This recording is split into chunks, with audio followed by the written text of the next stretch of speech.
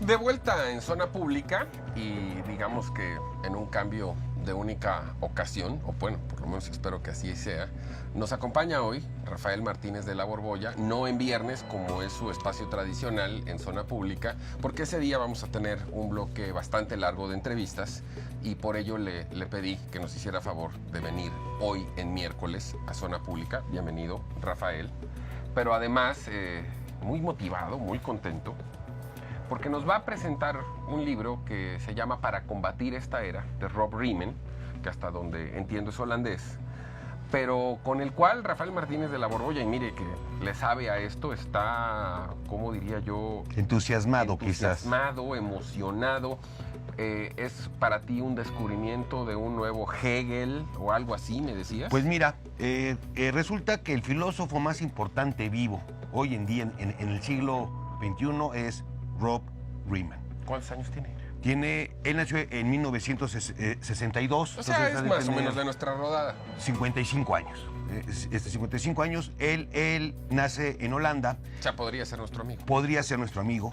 Y él platica que él se dedica a la academia y la investigación por una historia personal. Su mamá, cuando tenía 8 años, se fue a vivir a Indonesia.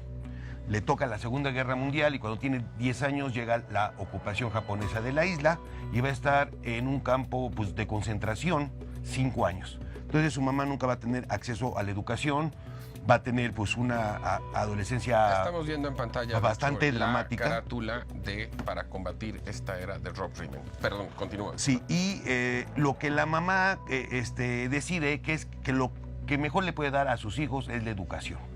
Y entonces Rob pues se dedica en cuerpo y alma a educarse.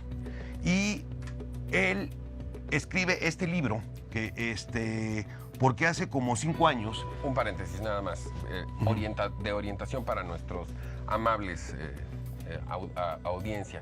Rob Riemen es holandés, es filósofo, no cobra ningún periódico en México, no cobra en ningún gobierno mexicano, vamos, no es como luego dicen chayotero, porque la semana pasada que hablabas de Kapuscinski, pues no faltó gente que nos empezó a poner en las redes, pues que era un chayotero y que el gobierno le pagaba. Sí, Kapuscinski murió hace 11 años en Polonia y jamás vivió en México. Rob Riemen tampoco. Tampoco. Y únicamente ha venido una vez a México, que fue para la Feria Internacional del Libro de Guadalajara, para presentar precisamente este libro, y sus comentarios también fueron muy duros. Es que por eso me adelanté a decirlo, porque ahora que desarrolles la idea de lo que contiene el libro y toda su postura y su filosofía, va a haber un grupo bastante grande de seguidores de un candidato presidencial que de inmediato van a empezar a tratar de descalificar a Riemen, o a ti o a mí, por el hecho de decir que estamos a favor o en contra, que alguien nos paga, y no es así. Hay gente, y por cierto, muy inteligente,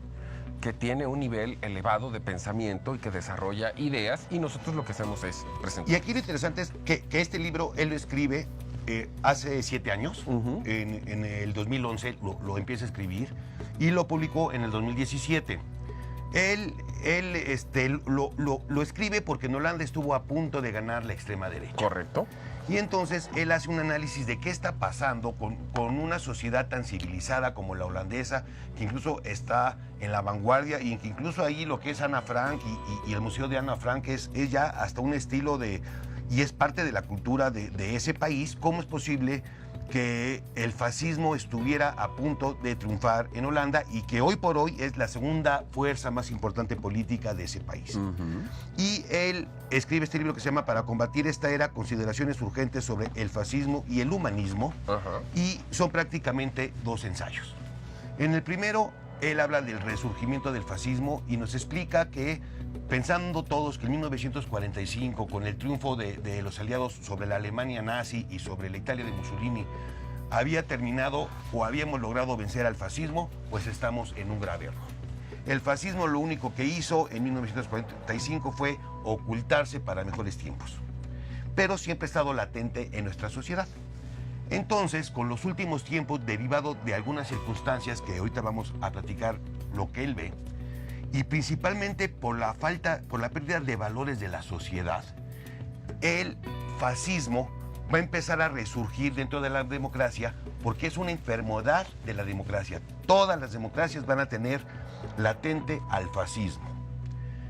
Y lo primero que él dice es que lo tenemos que llamar por su nombre.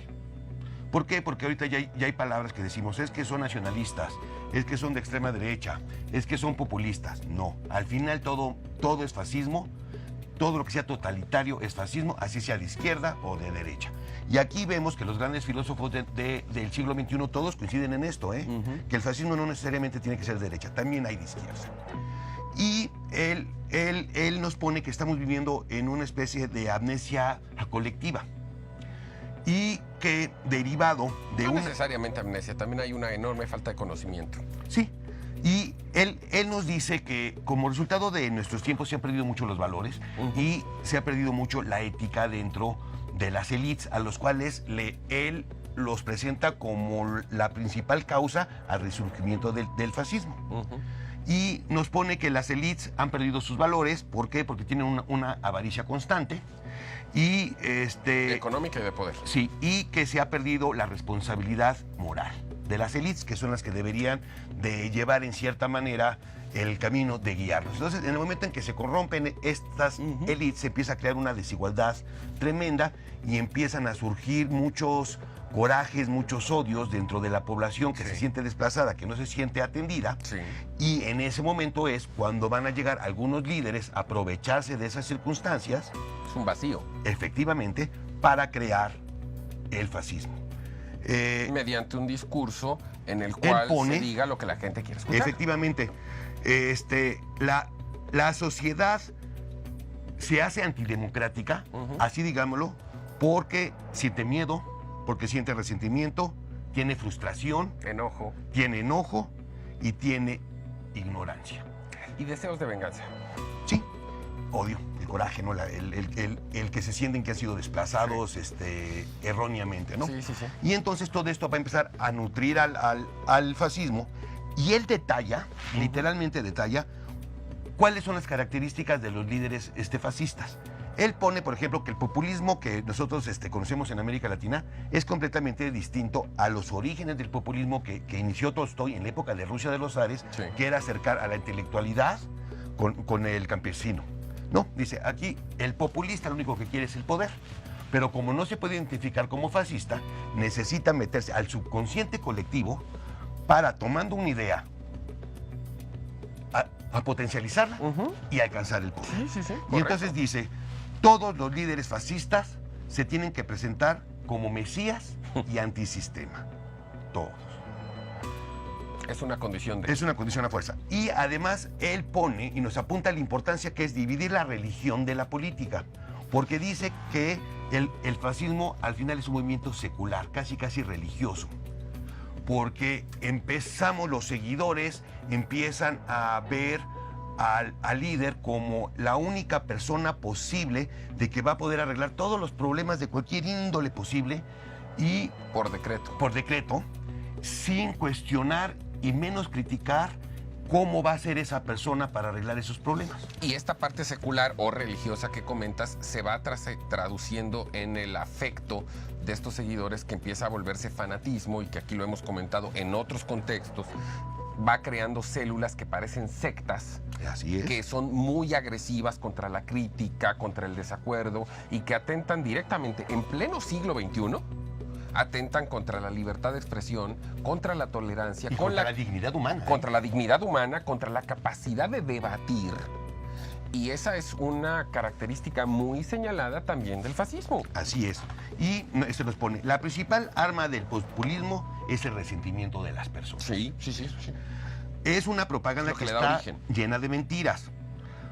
Lo que como no tienen realmente nada que ofrecer, se tienen que tomar de lo que más miedo o más coraje le da a la gente y utilizarlo como argumento de lucha.